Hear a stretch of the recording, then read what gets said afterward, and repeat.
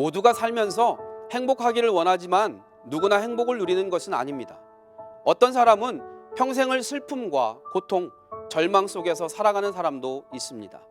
사람들은 흔히 좋은 환경이 되면 행복할 것이라 생각해서 부와 명예, 권력을 쫓아 일생을 다 쏟아보지만 헛되고 헛되며 헛되고 헛되니 모든 것이 헛되다는 세상의 모든 부귀영화를 다 누렸던 솔로몬의 고백이 그러하듯이 삶의 마지막 고백은 허망이었음을 말하는 이들이 대부분입니다.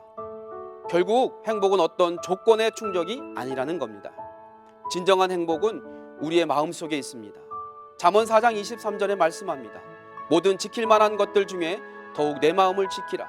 생명의 근원이 이에서 남이니라. 예수님께서도 하나님의 나라는 너희 안에 있느니라 라고 말씀하셨습니다. 나는 마음에 평강이 있는가? 행복이 있는가? 여러분 스스로에게 질문해 보시기를 바랍니다. 지금은 눈앞에 이루어진 어떤 상황에 집중할 때가 아니라 주님을 믿는 믿음으로 말씀에 따라서 기도함으로써 우리의 마음을 지켜야 할 때입니다. 코로나19라고 하는 바이러스는 우리의 삶을 멈추게 했습니다. 자꾸만 뒤를 돌아보게 하고 앞으로 나가지 못하게 막고 있습니다. 그런데 정말 코로나 때문에 우리의 삶이 어려워진 걸까요? 물론 그 이유도 분명히 있습니다. 하지만 그것이 전부는 아닐 겁니다. 코로나와 같은 아픔과 고통은 이름만 달랐을 뿐 언제나 우리 곁에 있었습니다.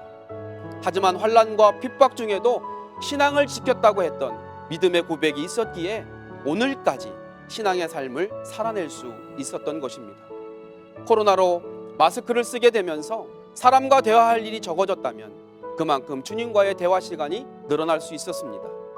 비대면의 사회가 되면서 인간관계가 쉽지 않은 시간만큼 보이지 않는 하나님과의 거리는 가까워질 수 있는 기회가 있었습니다. 그런데 보십시오. 바빠서, 세상살이가 힘들어서, 아파서, 고통스러워서 지금은 너무나도 힘들다는 핑계가 전부였습니다. 하나님을 향한 마음을 잃어버렸다고 하는 증거입니다.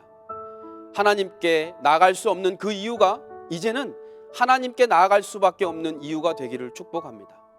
언제부터인지 진정한 행복, 신앙의 삶, 주님 앞에 나아가는 것을 잊고 사는 우리에게 성경은 빌립보서 4장 6절 7절을 통해서 권면합니다.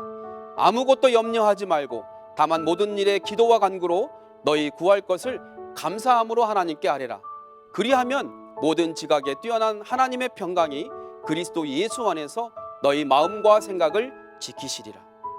오늘 내게 주신 이 삶에 감사하고 계십니까? 혹여나 앞으로도 코로나보다 더한 절망감을 주는 일이 내게 온다 할지라도 감사하시겠습니까? 지금 불행하다 여기고 염려로 삶이 멈춰진 이유는 스스로 문제를 해결하려고 하기 때문에 그렇습니다. 내 문제를 만물의 창조자, 보존자, 통치자가 되시며 우리의 인도자 되신 내 아버지 그 하나님께 범사에 감사함으로 나아가 내려놓았을 때 우리에게 진정한 평강과 행복이 주어질 것입니다. 하나님께서는 독생자 예수를 십자가에 달리게 하신 아픔을 통해서 죽을 수밖에 없었던 우리를 구원의 자리로 옮겨주셨습니다. 그 크신 사랑과 은혜에 감사했을 때 하나님의 도우시는 역사를 체험하는 것입니다. 화려하지 않아도 정결하게 사는 삶, 가진 것이 적어도 감사하며 사는 삶, 내게 주신 작은 힘 나눠주며 사는 삶, 눈물 날 일 많지만 기도할 수 있는 것, 억울한 일 많으나 주를 위해 참는 것, 비록 짧은 작은 삶 주 뜻대로 사는 것, 이것이 나의 삶의 행복이라오. 이것이 행복이라오. 행복이라고 하는 찬양의 가사입니다. 그저 감정에 치우쳐서 분위기에 취해서 입술로만 부르는 찬양이 아니라 나의 전심을 다해서 내 삶 다해서 고백되는 신앙이기를 소망합니다. 아무리 환경이 어려워도 하나님께 감사로 간구하면 하나님은 그 감사의 고백을 통해 더 큰 감사의 조건을 허락하십니다. 이제는 내가 해결할 수도 없는 근심과 걱정, 염려를 다 버리고 항상 감사로 주님께 나아가셔서 하늘로부터 내려오는 평강과 행복의 삶을 누리시는 여러분의 삶이 되기를 주님의 이름으로 축원합니다.